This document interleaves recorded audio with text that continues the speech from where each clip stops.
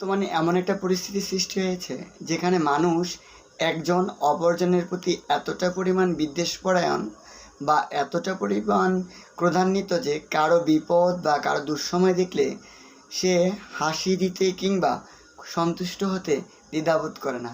ছোটোবেলায় শিখেছিলাম, সবার সুখে হাসবো আমি, কাঁদবো সবার দুঃখে, নিজের খাবার বিলিয়ে দেব অনাহারের মুখে।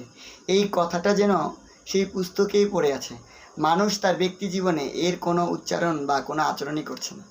আমি আজকে দেখলাম যে একটি সংবাদ মাধ্যমে একটি সংবাদ প্রচারিত হয়েছিল যে একজন মন্ত্রী তিনি করোনা ভাইরাসের দ্বারা আক্রান্ত হয়েছেন। তিনি খুব অসুস্থ বা তার জীবনের এটা একটা কঠিন পরিস্থিতি।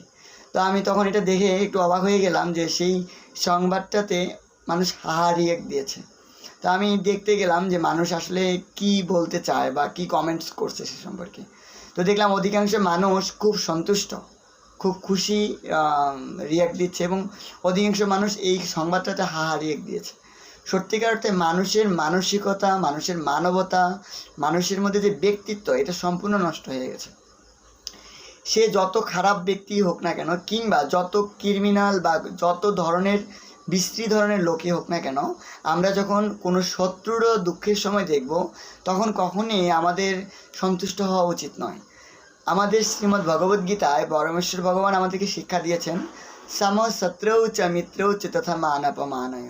অর্থাৎ একজন ভক্ত বা একজন সনাতনী সবসময় সমান ভাব বজায় রাখবেন, শত্রু এবং বন্ধুর সাথে সমান আচরণ করবেন।